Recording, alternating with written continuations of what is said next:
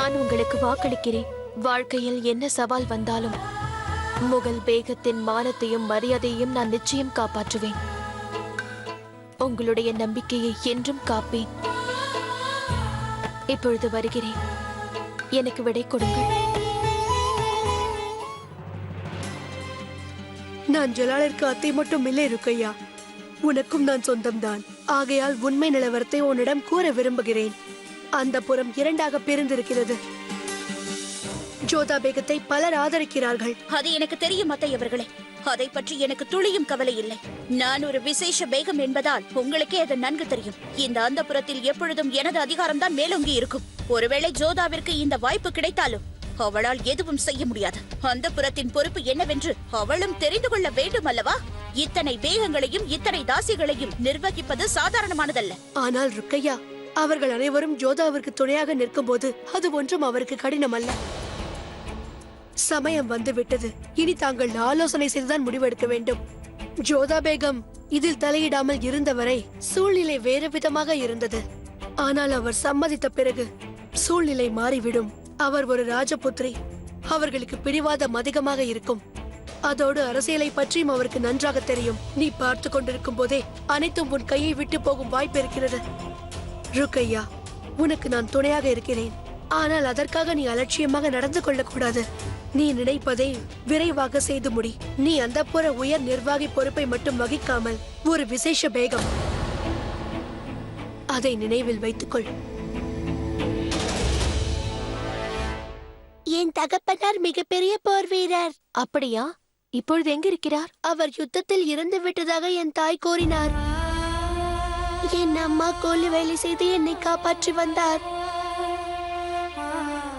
நீங்கள் என்னை என் தாயிடம் அழைத்து செல்வீர்களா?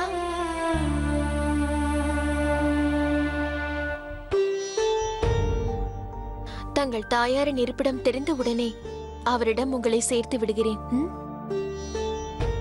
ஜோதா பேகம் ஷென்ஷா அவர்கள் வந்து கொண்டிருக்கிறார். மோதி, சீக்கிரம் இவனை உள்ளே அழைத்து செல்.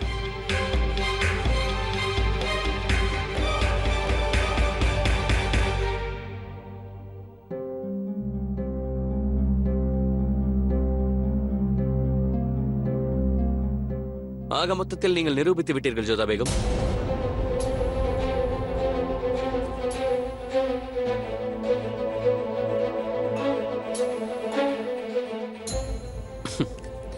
நீங்கள் எப்போது எதை கூறினாலும் அதற்கு மாறாக செய்வீர்கள். தாங்கள் அந்த புறத்தில் ருக்கையாவிற்கு போட்டியாக வரமாட்டேன் என்று கூறினீர்கள். இப்போது தாங்களும் பல பரீட்சைக்கு தயாராகி களத்தில் இறங்கி விட்டீர்கள். அதிகாரத்தின் மீது எனக்கு மோகமில்லை ஷென்ஷா. அந்த நியாய தராசுகள் என்னிடம் என்ன செய்ய சொன்னதோ அதைத்தான் நான் செய்தேன். இந்த ஆலோசனையை வழங்கியதே நீங்கள் தானே? வா, ஏதேதோ காரணம் கூறி இப்போது என்னையே மடக்கி விட்டீர்களா? சரி போகட்டும், நான் உங்களுக்கு ஒரு ஆலோசனை வழங்குகிறேன். அந்த ஆலோசனை என்னவென்றால், நீங்கள் போட்டியிடப் போவது ஒரு சாதாரணமானவரோடு அல்ல, அவரும் மிக திறமையானவர் தான். நான் அனுபவத்தினால் கூறுகிறேன் ஜோதா பேகம்.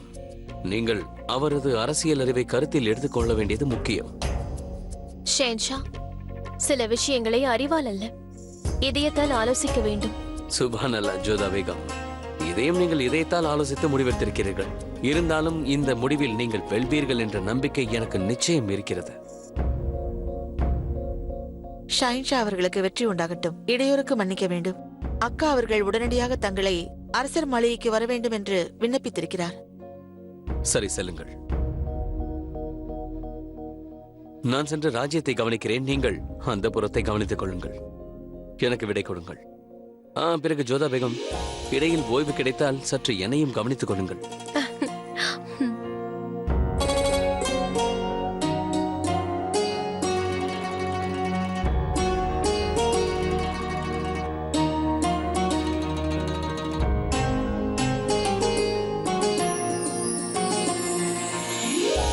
மோதி,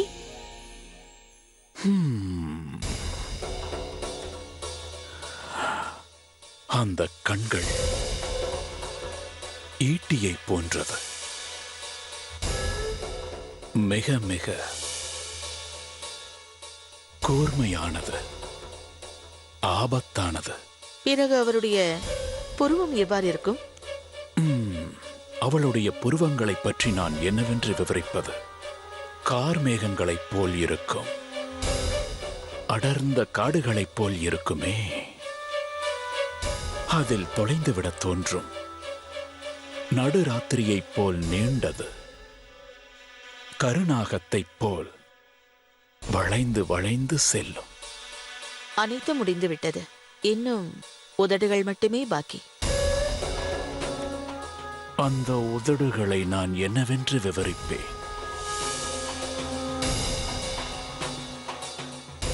ரோஜா இதழ்களைப் போன்று அழகாக இருக்கும்,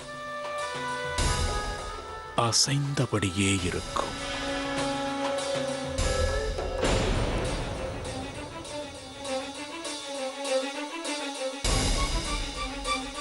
யா குதா, இது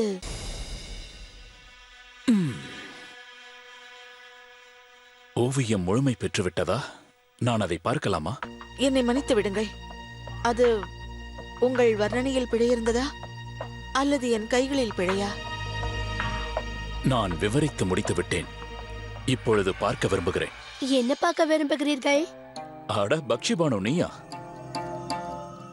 இங்கே பாருங்கள். இப்பொழுது நீங்கள் இங்கிருந்து சென்று விடுங்கள். தங்களுக்காக ஒரு பரிசை ஏற்பாடு செய்திருக்கின்றேன். பரிசா? என்ன பரிசு? கூறுங்களேன், நான் பார்க்க விரும்புகிறேன்.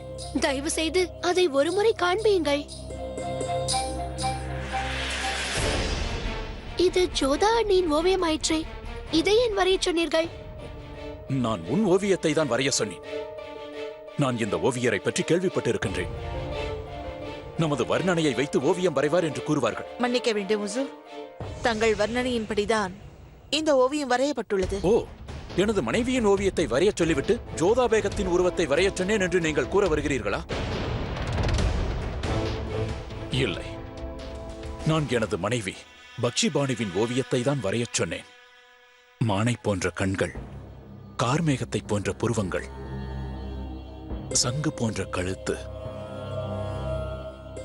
ரோஜா இதழ்கள். நீங்கள் சரியாக கூறுகிறீர்கள் உசு. நான் தான் தவறு செய்து விட்டேன் போலும். பலமுறை ஜோதா அவர்களின் ஓவியத்தை நான் தீட்டியதால் அவரது உருவம் என் மனதில் பதிந்து விட்டது. இந்த தவறுக்காக மன்னிப்பு கேட்கிறேன். பரவாயில்லை தபசம், என் முகத்தை பார்த்து கொண்டாய் அல்லவா? அடுத்த முறை என் ஓவியத்தை தீட்டுவாயாக. நிச்சயமாக. எனக்கு விடை கொடுங்கள்.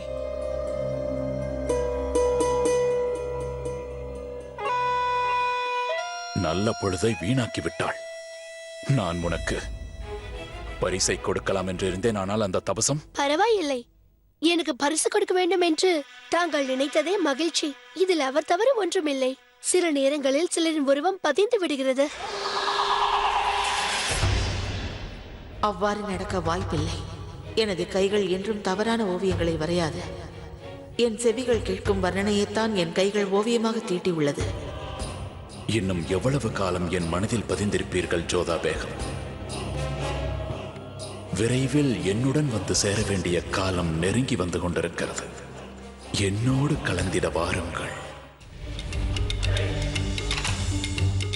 பேகம் ஷாய்பா, சலிமா பேகம், ருக்ஸானா பேகம், நஜ்மா பேகம், சபானா பேகம், இப்படி அனைத்து பேகங்களும் ஜோதா பேகம் பக்கமே சாய்ந்து விட்டார்கள். பிறகு தாசிகளோ ஏதோ ஜோதா பேகம் தங்களை ஆள வந்த தேவதையாக கருதுகிறார்கள். இதையெல்லாம் பார்த்த பிறகு எனக்கு என்ன சந்தேகம் என்றால், என்ன கூற வருகிறாய்? இடையூறுக்கு மன்னிக்க வேண்டும் உசூர்.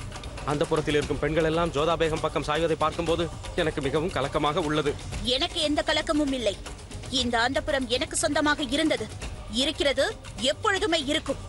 இப்பொழுது கூறு, உனக்கு இதில் ஏதாவது சந்தேகமா? இல்லை பேகம் சாய்பா, நேரம் உங்களுக்கு துணையாக இல்லை. தாசிகளும் அடிமைகளும் கூட அவர் பக்கம் சாய்ந்து விட்டார்கள் என்று. அடிமைகள் வாயை திறக்க கூடாது முட்டாளே. பேகம் சாய்பா, என்னை அறைந்தீர்கள். ஏன்? என்னையே எதிர்த்து பேசுகிறாயா? விசேஷ ராணியான என்னையே எதிர்த்து பேசுகிறாயா? என்னுடைய இடம் எது, உன்னுடைய இடம் எது என்பது இப்பொழுது உனக்கு தெரிந்து விட்டதா? ஆம், எனக்கு தெரிய வந்தது. பதில் கிடைத்து விட்டது ருகையா பேகம். அப்படி என்றால் இங்கிருந்து சென்று விடு. என்றிலிருந்து, இந்த நிமிஷத்திலிருந்து எனக்கு செய்யும் சேவைகளிலிருந்து நான் உன்னை விலக்கி வைக்கிறேன். செல் இங்கிருந்து. ஏதோ பேகங்களின் பெயரை கூறிக்கொண்டிருந்தாய் அல்லவா? அவர்களுக்கே நீ சென்று அடிமையாக இரு. நீங்கள் அதை கூற வேண்டிய அவசியமே இல்லை பேகம் சாய்பா. நீங்கள் எதற்காக என்னை அறைந்தீர்கள்? தங்கள் சேவைக்கு நான் தகுதி இல்லை என்பதற்காக இல்லை. பிறகு ஏன் என்னை அறைந்தீர்கள் என்றால், நான் தங்களை எஜமானியாக தேர்ந்தெடுத்த தவறின் காரணத்தால். பல காலம் தங்களுக்கு விசுவாசமாக இருந்ததன் பலன் இது என்றால், தங்களுக்கு நான் விசுவாசமாக பணிபுரிந்தது இன்றுடன் போதும், எல்லாம் முடிந்து விட்டது.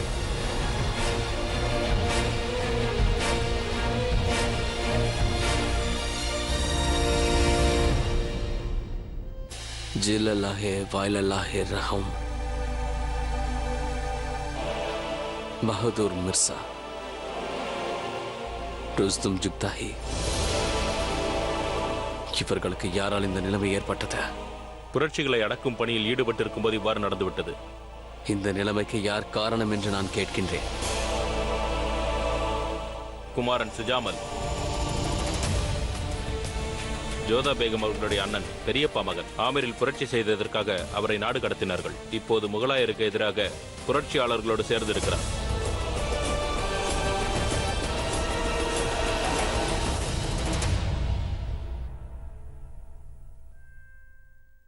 வாருங்கள் ஃபாத்திமா பேகம், ஹுட்காவை எடுத்துக்கொள்ளுங்கள். ருக்சானா பேகம் தவறாக எண்ணவில்லை என்றால் நான் ஒன்று கூறட்டுமா? அந்த புறத்திற்கு ஒரு புது தலைவி தேவை என்றவுடன் நாங்கள் அனைவரும் உங்கள் பெயரை தான் தெரிவித்தோம். ஆனால் இந்த விவகாரத்தில் ஜோதா பேகத்தின் பெயரை பரிந்துரைப்பீர்கள் என்று நாங்கள் எண்ணவில்லை. ஏன்? இதில் என்ன தவறு இருக்கிறது? ஜோதா பேகம் ஒரு அறிவாளி, தகுதியானவர், நியாயம் தர்மங்கள் தெரிந்தவர். நிச்சயமாக. அதோடு அவர் ஒரு ராஜபுத்திர ஸ்ரீ, நம்மில் ஒருவர் அல்ல. ஷெஹன்ஷாவை அவர் நிக்கா செய்த பிறகு அவரும் நம்மில் ஒருவர்தான். அவரின் திறமை இன்னும் வளர்ந்து விட்டன. அவர் ஒரு ராஜபுத்திரி மட்டும் இல்லாமல் நியாயம் தெரிந்தவர் கூட. நமது அந்த புறத்திற்கு அவர் போன்ற ஒருவர் நிச்சயம் தேவை. உணர்வுகளுக்கு மதிப்பளிப்பவராக இருக்க வேண்டும். அவர் ஒரு ராஜபுத்திர ஸ்திரீயோ ஒரு முகலாய ஸ்திரீயோ அது முக்கியமல்ல. நானும் தங்கள் கருத்தை ஏற்றுக்கொள்கிறேன். நிச்சயமாக ஜோதா பேகம் இதற்கு தகுதியானவர்தான். அல்லாதையவால் நீங்கள் கூறியது போல் நடக்க வேண்டும். ஜோதா பேகம் அந்தப்புற தலைவியாக நியமிக்கப்பட வேண்டும். வணக்கம் ஜோதா பேகம், ஹோசியார் உங்களை சந்திக்க வேண்டுமா? வர சொல். ஹோஷியார் எதற்கு என்னை சந்திக்க வேண்டும்? அந்த ருக்கியா பேகம் அவர்கள் அவரை அவமதித்து விட்டார். வருட கணக்கில் செய்த சேவைக்கு அவமானம் தான் மிஞ்சியது. அதனால் தான் உன்னை தேடி வந்துள்ளார். ஜோதா பேகம், கருணை புரியுங்கள். தங்கள் பாதங்களில் சரணடைய வந்திருக்கிறேன். என்னை காப்பாற்றுங்கள் ஹுசூர். ஹோஷியார், இவ்வாறு என் பாதங்களை தொடாதீர்கள். எனக்கு இதெல்லாம் பிடிக்காது. கூறுங்கள், என்னவாயிற்று? ஹுசூர், நான் ஏன் இங்கு வந்தேன் என்று தாங்களே அறிவீர்கள். வருட கணக்கில் நான் செய்த சேவைக்கான பரிசை தாங்களே அறிவீர்கள். ரத்தம் சிந்தி நான் சேவை செய்தேன். அவர் வார்த்தையை ஒரு நாளும் நான் தட்டியதில்லை. ஆனால் இன்று அவருடைய நலனுக்காகவே நான் பேசிக் கொண்டிருந்த போது அவர் எனக்கு அளித்த தண்டனை இது. என்னை காப்பாற்றுங்கள், என்னை காப்பாற்றுங்கள், என்னை காப்பாற்றுங்கள். அழுவதை நிறுத்து, உன்னை கட்டுப்படுத்திக் கொள். அழுவதை தவிர எனக்கு வேறு வழி இல்லையே ஹுசூர். அவர் சேவையில் இருந்து என்னை நீக்கி விட்டார். எனது இடத்தை அவர் கேலி செய்து புண்படுத்தி விட்டார். எனது உணர்வுகளையும் காயப்படுத்தி விட்டார். எனக்கு ஏன் இந்த தண்டனை கிடைத்தது என்று அந்த குதாவை பார்த்து நான் கேள்வி கேட்கிறேன். இன்று போக்கிடம் அன்றி தவிக்கிறேன். ஆகையால் தான் தங்களிடம் ஓடி வந்தேன். ஹோஷியார், உன் மனம் காயப்பட்டிருப்பது எனக்கு புரிகிறது. ஆனால் எஜமானர்கள் சில சமயத்தில் இவ்வாறு நடப்பதுண்டு. ருக்கையா பேகம் உன் மீது கோபப்பட்டது உண்மைதான். ஆனால் கோபத்தில் இப்படி நடப்பது சகஜம்தானே? அதுவும் இல்லாமல் இவையெல்லாம் தாசிகளுக்கு பழகிய ஒன்று. இது வருத்தம் அளிக்கக்கூடிய விஷயம்தான்.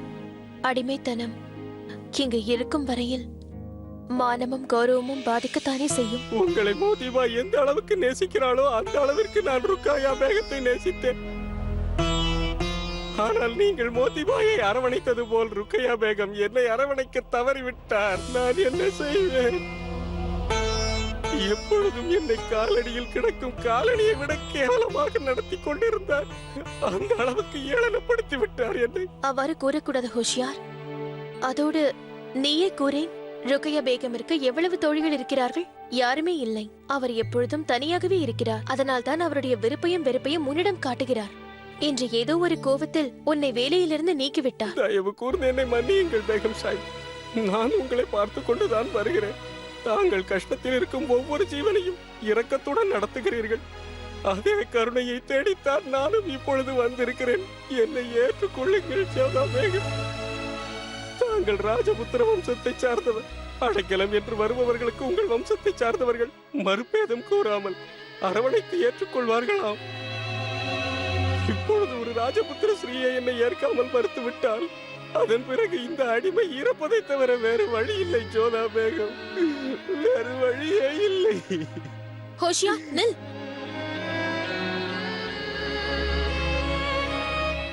நான் ருக்கையா பேகமுடைய விஷயத்தில் என்றும் தலையிட விரும்புவதில்லையானால் உன்னை இந்த நிலைமையில் என்னால் விடவும் முடியாது. சரி, அனைத்தும் மீண்டும் பழைய நிலைமைக்கு திரும்பும் வரை நான் உன்னை என் சேவைக்கு எடுத்துக்கொள்கிறேன். மோதி உனக்கு அனைத்தையும் கூறுவாள். அல்லாஹ் தங்கள் புகழை ஓங்க செய்யட்டும் ஜோதா பேகம். இந்த அடிமைக்கு தாங்கள் உதவி இருக்கிறீர்கள். அந்த அல்லாஹ் மீது ஆணையாக நான் தங்களை கைவிட மாட்டேன் ஜோதா பேகம். நன்றி, மிக்க நன்றி.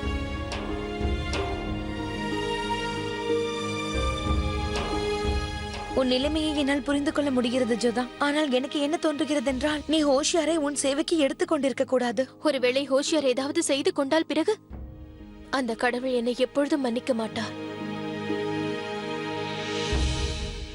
ஷெஹன்ஷா தங்களுக்கு செய்தி அனுப்பியுள்ளார். உடனே தங்களை ஆயுத கிடங்கிற்கு வர சொல்லி இருக்கிறார்.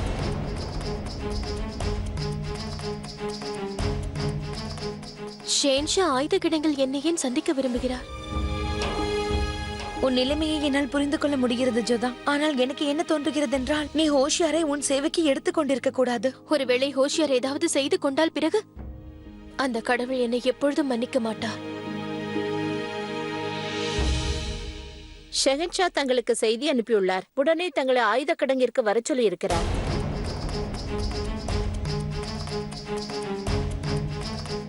ஷேன்ஷா ஆயுத கிடங்கில் என்னை ஏன் சந்திக்க விரும்புகிறார்?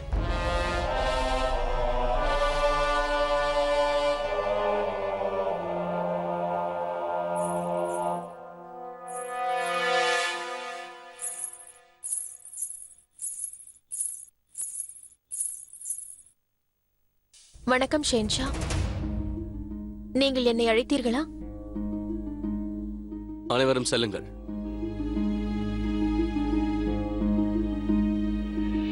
ஆயுத கிடங்கிற்கு அழைத்ததன் காரணம்? விரைவிலேயே இந்த ஆயுதங்கள் அனைத்தும் பயன்பட போகின்றன ஜோதா பேகம். ஜோதா பேகம், தங்களுக்கே தெரியும், மேவாதில் புரட்சியாளர்கள் தாக்குதல் நடத்தி அதை தங்கள் வசம் கைப்பற்றியுள்ளார்கள் என்பது. அங்கே எனது போர் வீரர்கள் பலர் வீரன் மரணம் அடைந்து விட்டார்கள்.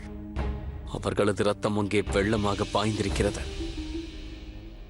இது மிகவும் துயரமான செய்தி. அந்த இறைவன் அவர்கள் அனைவருக்கும் சாந்தியை வழங்கட்டும். அவர்களது மரணத்திற்கு காரணமானவர்களை பழி வாங்கினால்தான் அவர்களது ஆத்மா சாந்தி அடையும் ஜோதா பேகம். பழி வாங்க வேண்டுமா? ஜோதா பேகம், என்னிடம் அனுப்பப்பட்ட அந்த சடலங்களை நான் பார்த்தேன். அது மட்டும் அல்லாமல் அவர்கள் மேல் இருந்த காயத்தையும் நான் பார்த்தேன். என்ன செய்கிறீர்கள் ஷேன்ஷா? ரத்தம் வருகிறது. கவலைப்படாதீர்கள், சிறிது ரத்தம்தான். இதை நான் வேண்டுமென்றேதான் செய்தேன். ஆனால் எனக்காக எனது வீரர்கள் சிந்திய ரத்தத்தை ஒப்பிடும்போது இது ஒன்றுமில்லை. நீங்கள் தைரியமாக இருங்கள். நீங்களே ஒரு மாவீரர். யுத்தத்தில் வீரர்கள் வீர மரணம் அடைவது சகஜம். அது கர்வப்பட வேண்டிய ஒன்று. மன்னித்து விடுங்கள் ஜோதா பேகம். உங்களுடைய ராஜபுத்திரர்கள் அப்படி நினைக்கலாம், நாங்கள் அப்படி நினைக்க மாட்டோம். ஜோதா பேகம், நான் உங்களிடம் ஒன்று கேட்க வேண்டும். உங்கள் ராஜபுத்திரர்கள் யுத்தத்தில் எப்படி போராடுவார்கள்? ராஜபுத்திரர்களா? அவர்கள் போரில் கடைபிடிக்க வேண்டிய அனைத்தையும் கடைபிடிப்பார்கள். அவர்கள் கௌரவத்தோடு போராடி எதிரிகளின் கௌரவத்தையும் காப்பாற்றுவார்கள். எப்போதாவது எந்த ராஜபுத்திரராவது எதிரிகளை சூழ்ச்சியோடு வஞ்சித்து முதுகில் குத்தியிருக்கிறார்களா? அவ்வாறு என்றும் நடக்காது. அப்படி யாராவது செய்தால் அவனை கோழை என்பார்கள். ஒரு ராஜபுத்திரன் அவ்வாறு செய்தால் அவனை குலத்தை விட்டே ஒதுக்கி வைத்து விடுவார்கள். அப்படி செய்தால் கடினமாக தண்டிக்க வேண்டும். நான் நிச்சயமாக அதை செய்வேன். ஜோதா பேகம், என்னிடம் அனுப்பப்பட்ட எனது வீரர்களின் சடலங்களை பார்க்கும்போது அவர்களை புறமுதுகில் குத்தியிருக்கிறார்கள். அவர்கள் சூழ்ச்சியால் சூழப்பட்டு பிறகு கொல்லப்பட்டிருக்கிறார்கள். இப்போது நீங்களே கூறுங்கள், அந்த குற்றவாளிகளுக்கு நாம் என்ன தண்டனை அளிக்க வேண்டும், அவர்களை எப்படி கொல்ல வேண்டும் என்று தாங்களே கூறுங்கள். யார் செய்தார்கள் என்று கூறுங்கள். அப்படி செய்தவன் ஒரு ராஜபுத்திரன் என்று நான் கூறினால் நீங்கள் நம்புவீர்களா? என்னால் இதை நம்ப முடியவில்லை. அவ்வாறு செய்தவர்கள் யாராக இருந்தாலும் அவர்களை தண்டிப்பதற்கு முழு உரிமை இருக்கிறது. இவ்வளவு கீழ்த்தனமாக நடந்து கொண்டவன் நாமீரிலிருந்து தப்பி ஓடிய உங்கள் பெரியப்பாவின் மகன் தங்களுடைய அன்பு அண்ணன் சுஜாமல் தான்.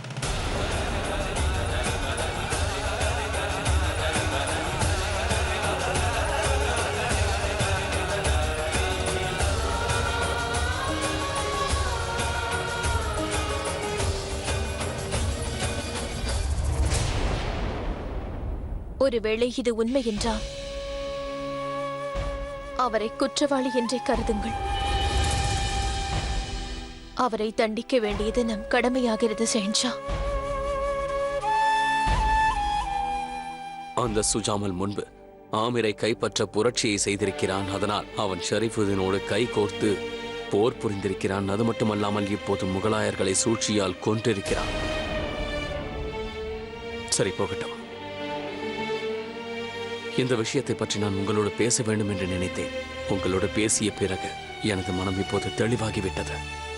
நீங்கள் என் சஞ்சலத்தை தீர்த்து விட்டீர்கள் ஜோதா பேகம்.